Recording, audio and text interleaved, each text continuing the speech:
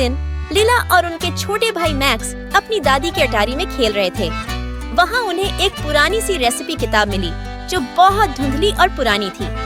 किताब के पन्ने पलटते हुए लीला ने एक खास रेसिपी देखी जिसका नाम था जादुई कपकेक। लीला ने सोचा क्यों ना इस रेसिपी को बनाया जाए। वे दोनों चीजें इकट्ठी करके कपकेक बना रहे थे, लेकिन जैसे ही कपकेक ओवन में रखे गए एक अजीब बात हुई। एक कपकेक जो गुलाबी फ्रॉस्टिंग और रंग बिरंगे स्प्रिंकल्स से ढका था अचानक उड़ने लगा। वह हवा में उड़ते हुए लीला और मैक्स के पास आकर बोला, नमस्ते, मैं स्प्रिंकल्स हूँ, मुझे आपकी मदद चाहिए। देखो, मेरी दुनिया कैंडी क्लाउड लैंड खतरे में है, हमें वहाँ का स्वीट फेस्टिवल बचाना है। लीला और मैक्स हैरान होकर बोले, कैंडी क्लाउड लैंड, वो क्या है?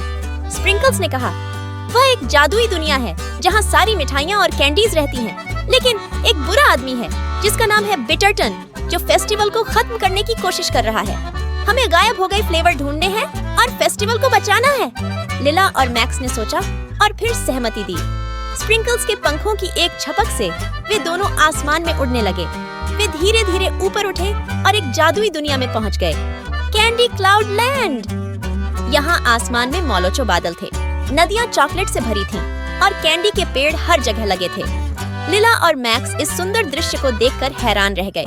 पहला पड़ाव था जेली बीन डांस पार्टी, जहाँ रंग बिरंगे जेली बीन खुशी खुशी नाच रहे थे। वे छोटे छोटे हैट्स पहने हुए थे और बहुत चमक रहे थे। लीला और मैक्स भी उनके साथ नाचने लगे।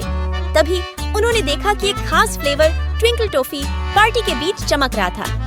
उन्होंने जेली बीन की मदद से उस टॉफी को एक सोने के जार में रखा।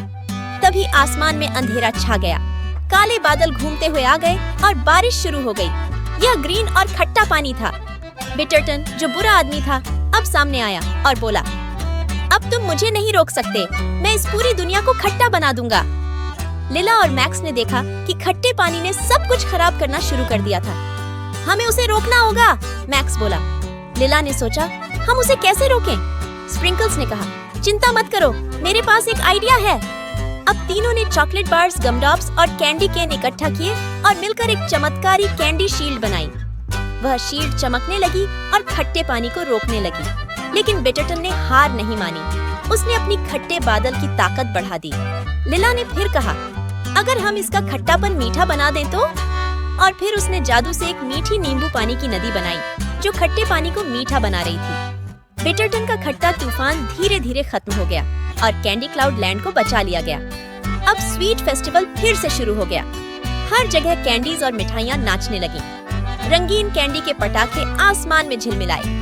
स्प्रिंकल्स को फेस्टिवल का हीरो मानकर उसे ताज पहनाया गया और लीला तथा मैक्स को उनकी बहादुरी के लिए धन्यवाद दिया गया।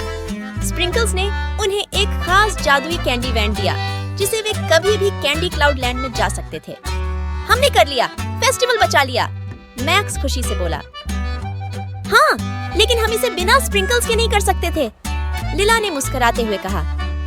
फेस्टिवल की खुशी के बीच लीला और मैक्स ने यह तय किया कि उनके पास एक नया दोस्त है और जादुई दुनिया में और भी रोमांच उनका इंतजार कर रहे हैं। स्प्रिंकल्स ने फिर उन्हें अलविदा कहा और कहा, धन्यवाद, मैं जल्दी ही फिर आऊंगा, तब तक अपने मीठे सपने जरूर रखना। स्प्रिंकल्स ने एक चमकीले रास्ते के साथ आकाश में उड़ान भरी और लीला और मैक्स खुशी खुशी अपने घर वापस लौटे। क्या तुम सोचते हो स्प्रिंकल्स फिर आएगा? लीला ने पूछा। हाँ, मुझे उम्मीद है, मैक्स बोला। अगली बार मैं एक उड़ने वाली डोनट बनाना चाहूंगा। और दोनों अंदर गए, यह सोचते हुए कि अगला जादुई एडवेंचर उन्हें कहाँ मिलेगा। Please subscribe and press the bell icon to get the latest videos.